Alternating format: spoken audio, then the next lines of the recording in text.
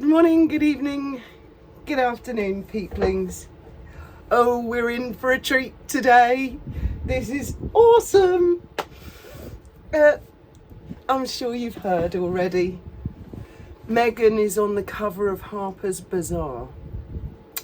Now, I don't know if that means that it didn't work out so well with Vogue. You know, maybe Vogue had their doubts. It was Vogue, wasn't it? She was trying to... It's not just a cover. It's not just an article. There's a movie with it as well. A little movie on her Instagram, which is like a series of shots of her in various very strange outfits. As soon as I saw it, I mean, you know, I can't do parodies unless they kind of come to me in a flash. And I've just had one. I mean, I've watched it twice and I'm like, no, but it's quite complicated and involved. But I think I might be able to capture, we in for crazy times. We're here living the crazy dream. This is, I see the Daily Mail. I had to read about it mostly in the Daily Mail because I go to Harper's Bazaar and you've got to subscribe. And we all know if we subscribe to that, we're on a hit list immediately. I bet to subscribe you've got to put your name, address, date of birth, what you do for a living, your social security number, so she can find you, bastards. I just know it. This woman is so bizarre, she's hilarious. I was going to do a totally different type of video. I was chatting to my mate last night about it, and I've actually forgotten. I'll have to listen back to the voicemails.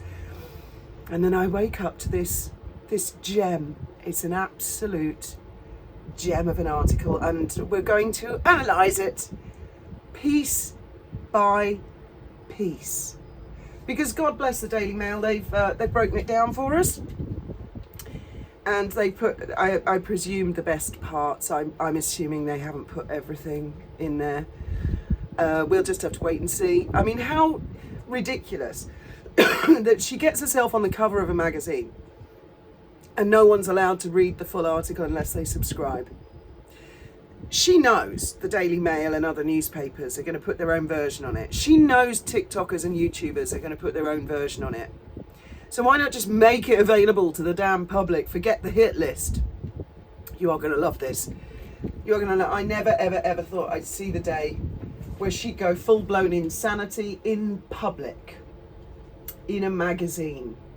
So the Daily Mail have actually got quite a clever play on words. She's their headline. Oh, the Princess of Wales last night. I mean, that's something that I want to do when I think they're doing the Germans are coming for a state visit. That is a tiara moment. Never mind her damned as ever. I will be covering what Catherine's wearing, and I'm going to dig into the jewels. And I really want Catherine to wear the Vladimir. I want to see her in an emerald tiara. I really, really, really badly want to see that. Or Camilla. Because of course Catherine, she wore that gorgeous velvet number last night to the Royal Albert Hall. Prince William looked, I mean, both of them, they're just a stunning couple, and they've got so much finesse, unlike Megxie. And so that's going to be my big thing, because I'm always big into the state visits, because I know they're going to have a state banquet and they're all going to wear dresses. And call me frivolous, call me shallow. Okay, I'm shallow. I like to see the royal bling come out. And I'm thinking, I looked up the Queen. Well, I'll do all that in another video. Let's get to the madness of Megxie, shall we? So the Daily Mail's headline is a very, very clever play on words, because it's Harper's Bazaar. Bazaar. They've put it as bizarre as ever. And I mean, she really looks like Pol Pot. Remember my dictator video? I mean, she's really channeling that in that red cape. The Caped Crusader. Right, let's get stuck into this, shall we? So this is Daily Mail wording, not Harper's Bazaar. Meghan Markle has given yet another eyebrow-raising interview in a wide-ranging chat with Harper's Bazaar. Well, I don't know about it being wide-ranging. Now, it was some lady called Caitlin Greenidge who interviewed her, and she was interviewed at two different places, in Beverly Hills and in New York. So The place in New York apparently was one of Megsy's friends. It was at one of Megsy's friends' houses, and I mean, it just launches into bizarreness. This writer, Caitlin, says, when I enter, the house manager announces, Meghan, Duchess of Sussex! Even though we appear to be the only two people in the house. Oh, she is balmy, my friend. She's balmy. You know, and it's our fault. It's our monarchy's fault. She should never have been allowed to marry Prince Harry, not only for his good, for all of our goods, for the good of the monarchy, for her own good. I could see it the day that they got married, when they were in the carriage. Her little head was exploding with megalomania. She was going absolutely crazy. To have someone announce, Meghan, Duchess of Sussex, what the fuck? Who does that? I bet they don't even do that in Buckingham Palace. I bet some butler or something, or footman, goes into the room and just quietly says, your next appointment is here, sir. It's the da-da-da-da-da, you know, to remind the person of the principle of who it is they're meeting. I mean, one of my sister's weddings, I remember there was a big row about, I think they're called yeomen. It's a particular career. And my father wanted one of these, I'm sure it's yeomen. He wanted this guy at one of my sister's weddings to announce every guest as they arrived. My dad just thought it would be really cool. My mother and my sisters had their doubts, and they were like, this is a bit cringe. Do we really have to do this? But I mean, there were some people. I mean, there was a Lord Lieutenant who went, oh, do you mind? We all got a tsunami warning this morning. It was just a drill. It was just a drill, people. It's not a real tsunami. They're practicing, but I don't know why.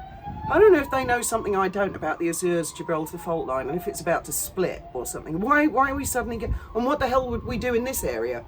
We'd all be done for. Trust me. Look it up. Gibraltar Azores fault line. Right. I digress. So yeah, my dad had this crier.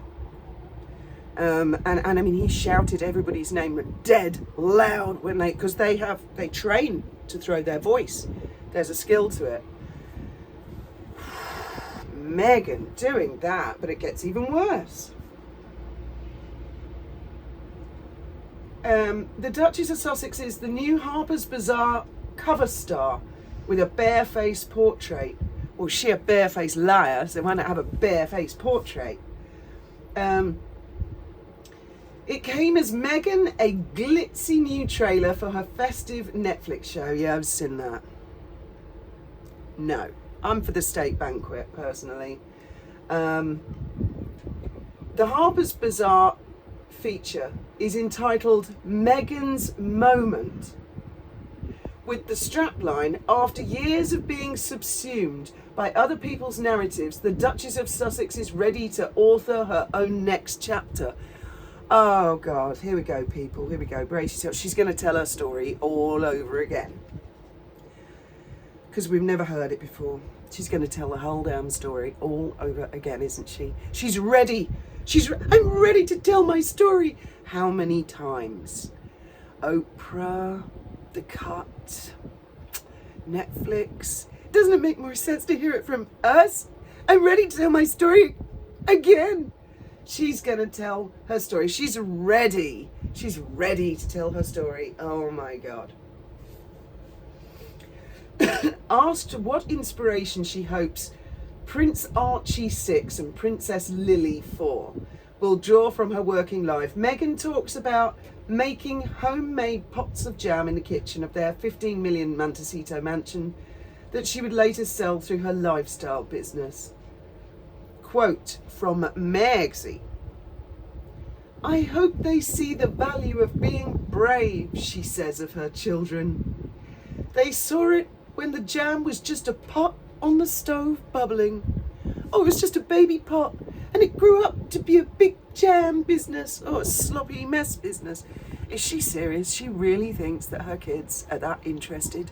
when I was little, I couldn't give a toss what my mother was doing in the kitchen, actually. I guess some people, you know, do like cooking with their parents, but that would be like Play-Doh or, you know, baking and making a mess, just sitting watching, because jam, as those of you out there who make jam know, it gets real super hot. In fact, I do remember my gran had a special thermometer that could go up to like over 1,000 degrees, whatever, especially for jam. And we were all told, don't go near the jam. Oh, my gran used to make marmalade as well, which I'm not keen on. And we were told, you do not go near that. Do not go near that. It is dangerous, very dangerous. And my gran would put it on the back thing, and there is no way, no fucking way that we were included in making that at all. I don't recall me or my sisters ever. I mean, I'd have to ask my sisters.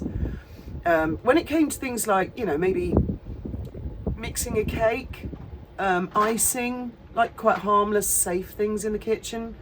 But jam, that is, in fact, I don't know what temperature, some of you guys can tell me what temperature jam boils at, but it's a bloody dangerous thing. Can you imagine a little kid pulling a pot down, 1,000-degree jam, just burning their young, delicate skin? Can you imagine? So, I mean, I'm really not sure about her parenting skills at all. And I do believe there are 2 children. Well, there clearly are 2 children, because we do see them. I mean, I recognise the backs of their heads. And the backs of their heads, like, don't change that much. The size of the children seems to change quite peculiarly, doesn't it? In the wrong direction all the time. But I do believe there are 2 children. How they came to be, I have no idea. No idea at all. Because Megan, of course, is, she's a quarter colour. Because I think her mother is half colour. That would make Megan a quarter colour. She's a very dark woman. She's got very dark hair, dark skin. Not as dark as when she bronzes up. But it's really, I find it really unlikely that a lady like that would have 2 lily white children with red hair. Although Archie's hair does look kind of dyed, doesn't it? It's a strange auburn. It's a nice auburn. It's a nice auburn, but it just, right. Asked, yeah, what inspiration for her kids. I hope that they've watched the jam boiling. Its writer reveals how Megan puts her hand on her heart when she talks about her husband. No one in the world loves me more than him, so I know he's always going to make sure he has my back, the Duchess declares. Right, now there's weirdness in itself. Firstly, where's Harry in all this? Where is he? Oh, I've got to have a fag during this. It's like she's doing this especially for us, to like give us a treat. Oh, there it is. Where is Harry in the photographs for a start? Where was Harry during both photo shoots? And also, it is a very, very odd thing to say. No one loves me more than him.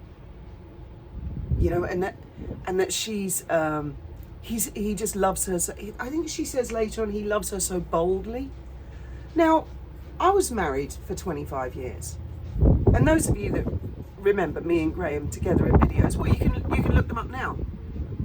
Honest to God, I don't think I ever once said to you guys, or anybody for that matter, I don't think I ever said to anybody, Graham loves me so much. And I don't think he ever said that about me. I don't recall. Think about it, guys. Have you, those of you that are married or have a boyfriend, girlfriend, you have a partner, have you ever said about your partner, they love you so much? And ask your partner, have they ever said it to anybody? Because I think it's a dead weird thing to say. I mean, it could just be me. I don't remember my parents saying, like my mum, I don't recall my mum ever saying to anyone, oh, Neville loves me so much. And I don't recall my dad saying, Joni loves me so much. It's not a thing. People don't say that shit. I have never felt the need to say it. So why does this woman feel the need to say it at every turn? I'm cutting down on the swearing on this one. Why the need to perpetually tell the world how in love and how much Harry loves her? I don't think there's a mention in this article of how much she loves him, which is even weirder, isn't it? And her kids on their fun play day off, playing with some dangerous, boiling, sticky jam. I mean, actually, as a lot of you know, Graham was in prison for 3.5 years. And he told me that a big thing in prison is when one prisoner wants to attack another, they boil water and they put sugar in it so the temperature increases, and then they throw it in someone else's face. I mean, that's a thing in prison apparently.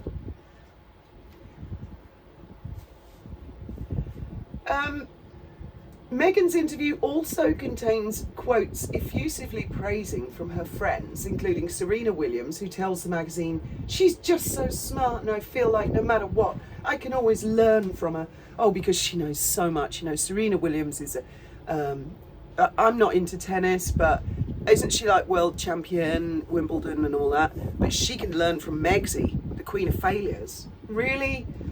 That to me sounds like someone, it's the sort of thing I'd do if I'm struggling to think of something nice about somebody and I'm trying to be helpful. Part of the Harper's Bazaar interview was conducted at the Beverly Hills Hotel, the other section at a friend's house in New York. Caitlin also reveals that during their wide-ranging interview, Meghan is brought an unsolicited cappuccino over by a waiter at the Beverly Hills Hotel with her face in the milky foam. The article says, "Oh," Meghan says, smiling down at it, "I recognise this picture. That's from our trip to South Africa." It's a lovely absurd perk of celebrity, and Meghan is tickled enough to take a photo of it. Oh, don't you always do that? I fucking do. If a waiter brings me a cappuccino and it hasn't got my face on it, I'm like, what the fuck? Twat. Take it away, my man. I want this on there. Excuse me a moment. Just taking a picture of my drink, you know, that's what I do. The perks. Don't you guys do that? Well, the next time you get a cappuccino, you tell that motherfucker you want your face on the foam. I bet the waiter had to practice it several times before Madam was happy. Oh my God. That is so narcissistic, isn't it? I want my face on my coffee. Or is it a thing? Am I being dead insulted? Do they do this a lot in the States? Maybe they do. They must have a machine. I mean, how would... Imagine getting a job as a waiter and they go, "You've got to paint every customer's face in the coffee." And you're like, what? How am I going to... What? And the guy's there with a fucking toothpick trying to just hold still a minute and just... I haven't quite got it. Hang on. And then this coffee comes with a smiley face that bears no resemblance to a human being. And you know, there's always going to be some entitled son of a bitch who's going to go, "Hey, you made my nose look big. Do it again."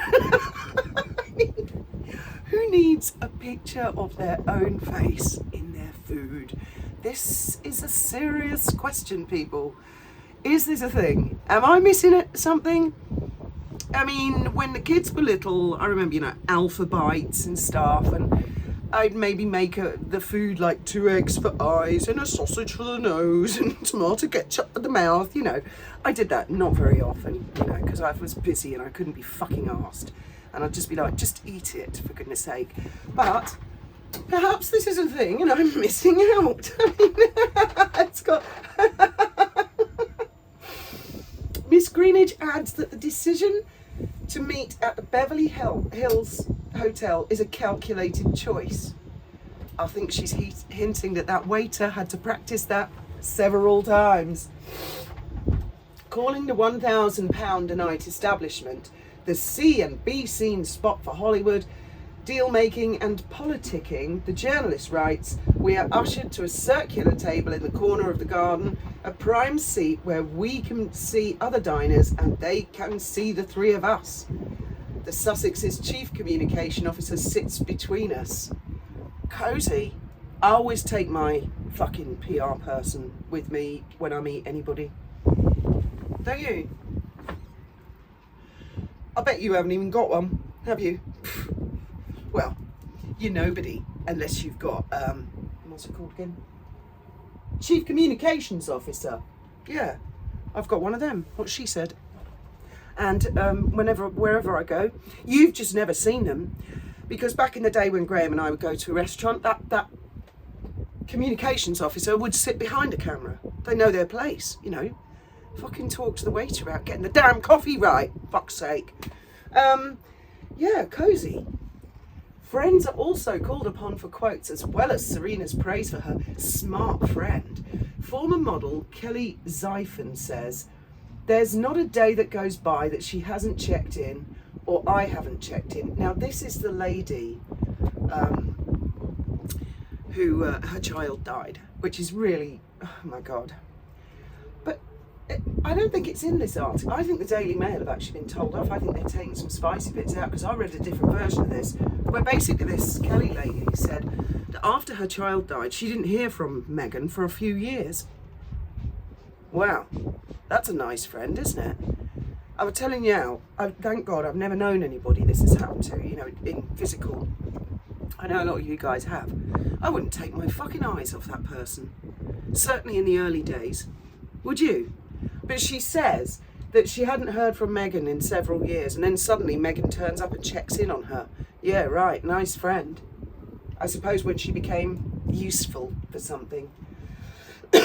Someone can show up in a time of need or grief, and oftentimes they don't stay, or they're only here for a short amount of time. But Meghan just always made herself available to us. No, it definitely said that she fucked her off for a few years. Terry Wood, who exec produced the infamous, now the damn page wants to kill itself. Hang on, I'm going to refresh the fucking page. Fucking Daily Mail, sort your website out, for goodness sake. Unless they're updating it, you know, as Meghan's complaints are coming in about it. Terry Wood, who co-exec produced the infamous Oprah interview, adds, "Meghan understands her voice better than you, better than any producer could put it out there." Oh, I hadn't seen that before, Terry. So this is the executive producer for Oprah, no less. Meghan understands her voice better than you, better than any producer could put it out there. Oh, well, there you go. You see, it's what I was saying the other day. I saw her on an interview about Suits, and she was like bragging about bossing the producer around all the time, saying, "I want my character to do this, and I want my character to do that." And I mean, just like a nightmare actor, basically. Very difficult to work with. But don't worry, no one's gonna work with her because Kris Jenner's into that. Then rest assured. I was actually wondering if she might get offered a part in some North Korean production. Maybe Prince William will arrange something like that. She's going to star in a movie in North Korea. Go be with Kim. A different kind of Kim to Kim Kardashian, but it's a Kim, and he's quite a friendly guy, and I think Meghan will get on with him quite well because they dress very similar, you know what I mean? They get very structured appearance, shall we say. I'm sure she'd get on with Kim just great. He wouldn't do anything bad to her. He'd love her. He'd probably have her executed in the first 5 minutes. The executive at Harpo Productions, Oprah Winfrey's production company, adds she knows how she comes across. I don't think she does. I don't think she's got a clue how she comes across. And she knows how she wants to connect. She understands that so much has been written about her that when she does something, she wants to break through that noise so people see she is authentically trying to be herself. I highly recommend, even if you haven't got Instagram, to try and make the effort to see the video because of the movie that comes with this, of the behind the scenes of her modelling shots. I know from watching this video what she's trying to go for. She's trying to bag a perfume gig because it's kind of like these perfume we get a lot of these perfume adverts here in Spain, especially in the build up to Christmas. They start mid-November. by the time Christmas comes, you're sick of them. You know all the jingles and all of it. And they're always like kind of meaningless, mysterious, pretty girl putting some perfume on.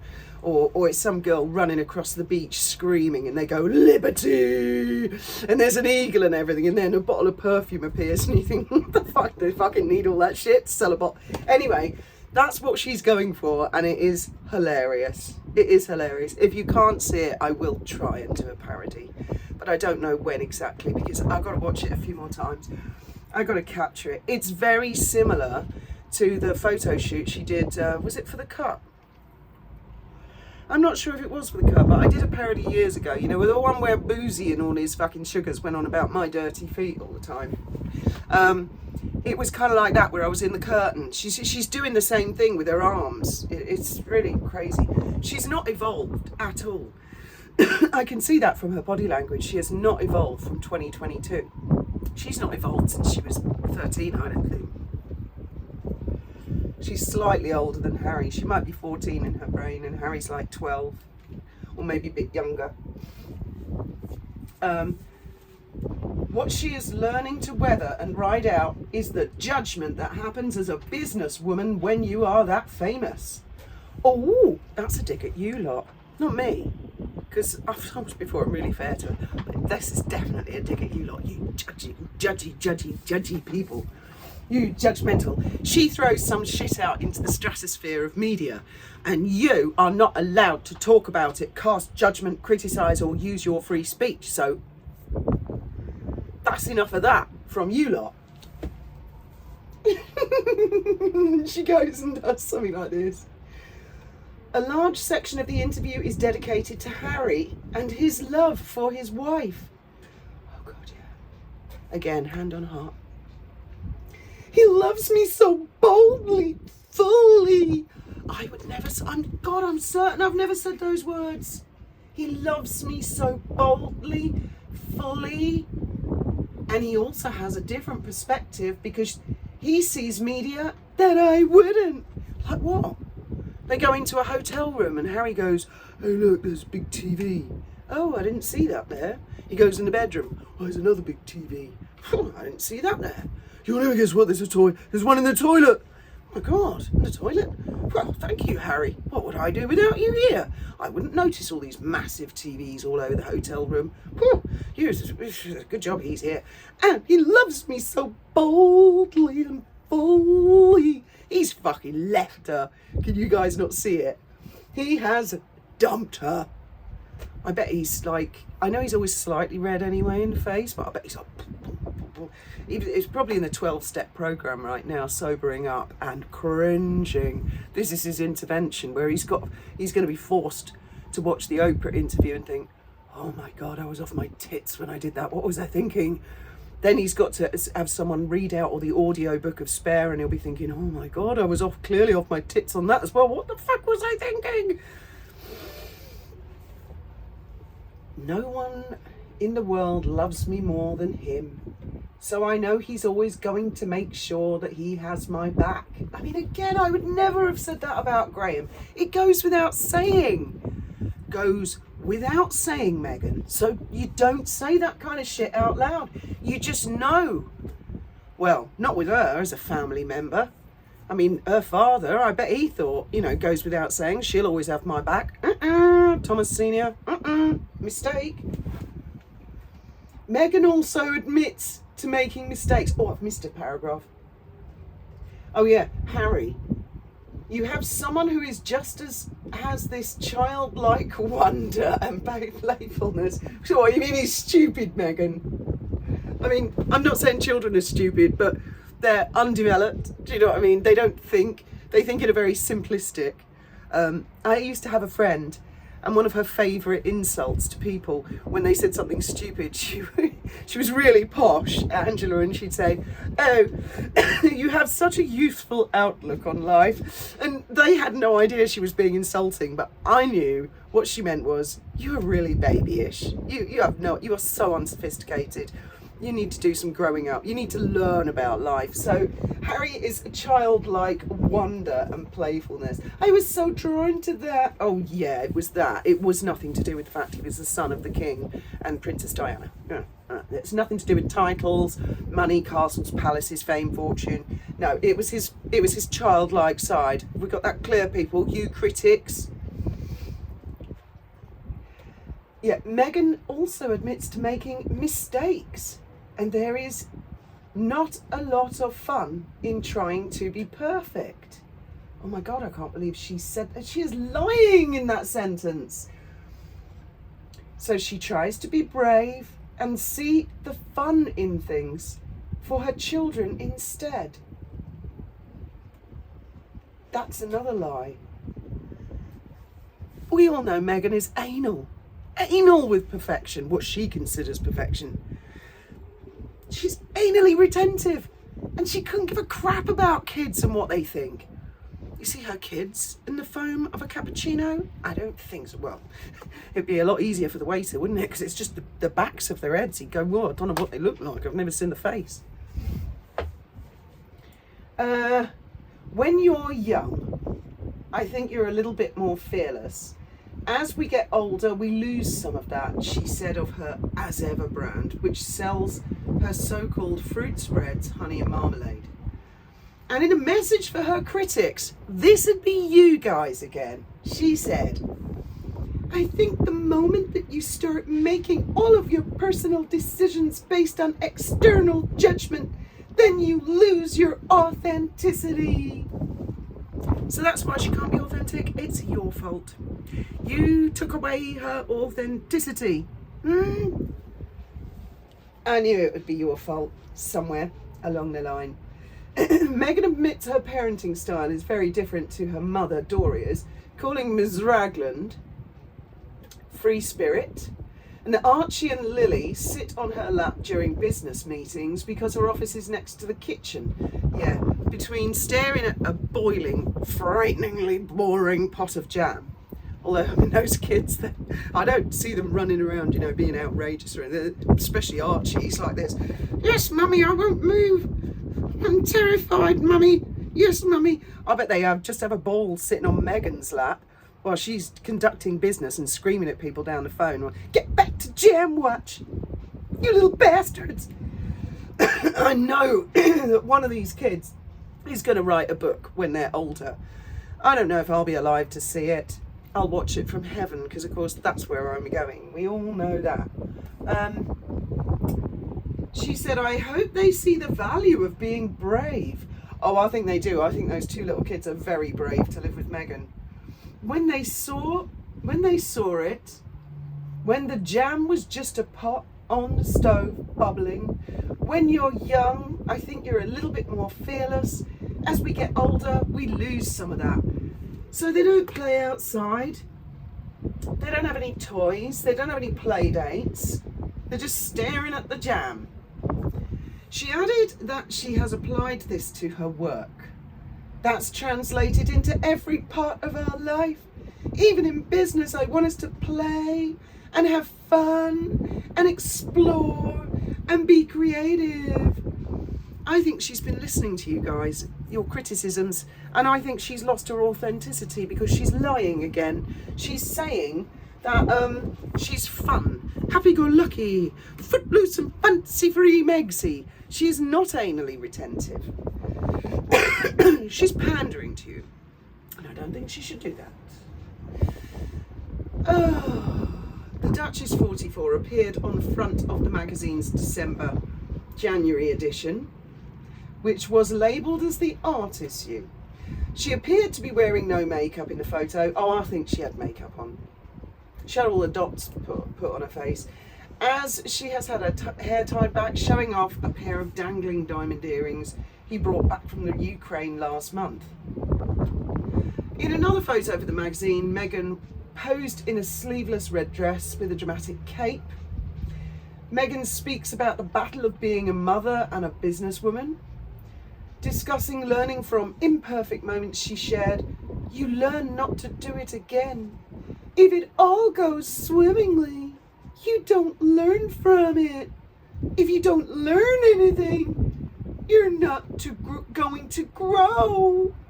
I'm a mom with kids at that age where they're constantly learning something new. I watch them face things that feel completely insurmountable every day.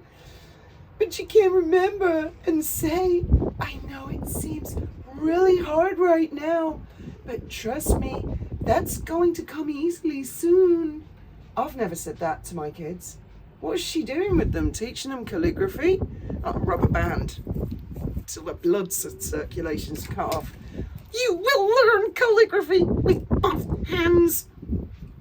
I mean, why would you say to your kids, I know it seems really hard right now, but trust me, that's going to come easily soon? I don't think I ever said that to either of our kids. I mean, how old are our kids? They're like 3 and 6 or something. I mean, one of them's going to be kind of just coming out of potty training. Eating their food.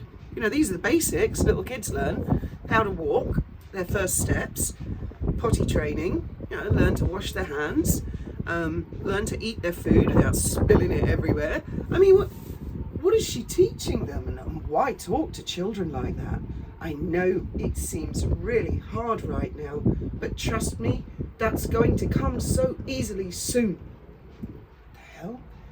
I can give myself the same grace as a founder. Founder of what exactly? There's no such thing as perfect. Oh, wait for this narcissistic sentence. There's no such thing as perfect. I too get to make mistakes. Even me. I know it's hard to believe, but I make mistakes too. She really thinks she's on a par with Jesus, doesn't she? Fucking hell. She too makes mistakes. Oh, how magnanimous of her. Holy shit. As if the face in the coffee wasn't bad enough. Elsewhere in the interview, Meghan spoke about her relationship with Prince Harry, but she's already done that several times. She spoke about her viral Paris Fashion Week moment. Daily Mail revealed how designer Pier Paolo Piccioli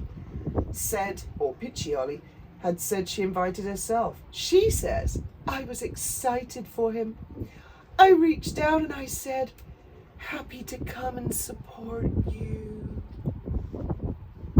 Because she's so fucking important. How up your own arse can you be?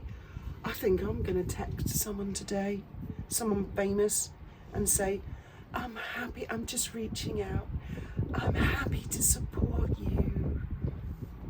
She has no idea how she's come across in this. Not a fucking clue. Unless, of course, Harper's Bazaar are taking the piss out of her, which is possible.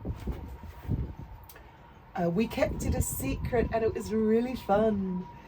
The As Ever founder added that she likes being able to do both balance motherhood and her career. Well, she's got a ton of servants, I assume, as well as the town crier, who, when people come in, goes, Meghan, Duchess of Sussex. She's got everybody doing all kinds of stuff. I mean, that's a bizarre member of staff, plus her communications person. I think the moment you start making all your personal decisions based on, we've already done that, she loses her authenticity. Meghan added that her boundaries became stronger once she was in the public eye. You find different ways to protect yourself, whether that's self-preservation or it's just growing up. Elsewhere in the story, the writer Caitlin also interviewed two of Meghan's famous friends, right? So Serena Williams says, we love a good mimosa. We could talk for 100 hours and it feels like 10 minutes go by. And it's like we never stop smiling. Well, I'm going to take that because, like, I'm a bit like that. If I say something, sometimes when I really don't know anything nice to say, it might spill out, like the truth spills out, but in a back to front way. So the way I take that is Serena Williams is saying, we could talk for 10 minutes and it feels like 100 hours. Like every time she sees Meghan, she's like, oh my God, here we go. The fucking complaints department's arrived. Zyphon added about the former Suit star, she's funny. I think maybe that's surprising to people. No, it's not. But she's not actually intentionally trying to make us laugh. But this article, it's like pure gold. Zyphon also shared how supportive Meghan had been of her and her family after her 9-year-old son passed away from COVID and viral meningitis in 2022. And I'm certain that that lady didn't see her for a few years. I'm absolutely certain. Well, what do you make of that? I bet you haven't been listening to a word I've been bloody well saying, have you? Because you just don't appreciate the effort that I put in. You need to learn to pay attention like Archie and Lily. I bet you've all run off to make yourself a cappuccino with your fucking face in it, haven't you? I know. And if you haven't done it, you're going to do it by the end of the week. And, well, we all should do that, shouldn't we? Hey, nutcase. And again, I repeat, where's Harry in that? And why does she feel the need to keep telling the world how much Harry loves her? It's because he's gone, get knotted. I'm out of here. Oh, poor guy. I bet he's shivering in a corner somewhere. And I do say poor guy because I don't think any of you can imagine what this man has been through. And I think he's stuck it out of pig-headedness. I think he's stuck it out because he's got nowhere else to go. I think he's stuck it out because there are 2 physical children. Heidi, stop it. I've seen you in the comments, Heidi. And I defend your right to question it, 100%.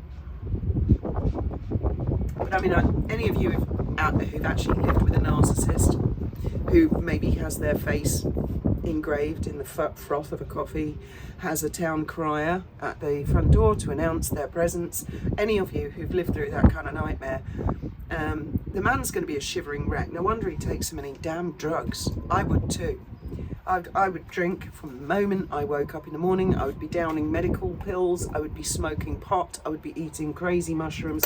I would do anything I could to drown this shit out if I lived with someone like that. And a poor guy, and I do say poor guy, I think that eventually the real stories will come out.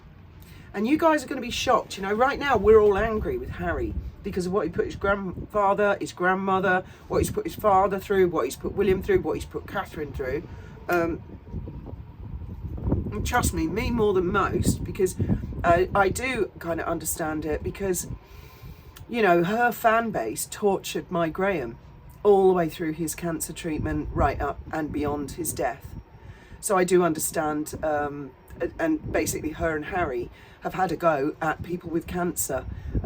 Philip, Elizabeth, Charles and Catherine. And they didn't give a one jot, and plus they are really real ageist people, elder abuse and stuff. But I do believe that a time will come in the future, in the next couple of years, when the truth begins to come out. And it won't be like Harry doing a sit-down interview, but I believe there'll be documentaries of members of staff who are going to tell horror stories of what they saw within Harry and Meghan's 4 walls. I believe everyone's going to be horrified, and a lot of people are going to think, fucking hell, no one had any idea what Harry was going through. I mean, he put himself there, but then don't an awful lot of abuse victims. It's one of those things that creeps up on a person. I can just imagine your comments right now. Thank you very much for listening, liking, subscribing, etc. My God. And I don't think we've seen anything yet. This crazy banshee's going to get a whole lot crazier. Thank you very much for listening, and may your God be with you.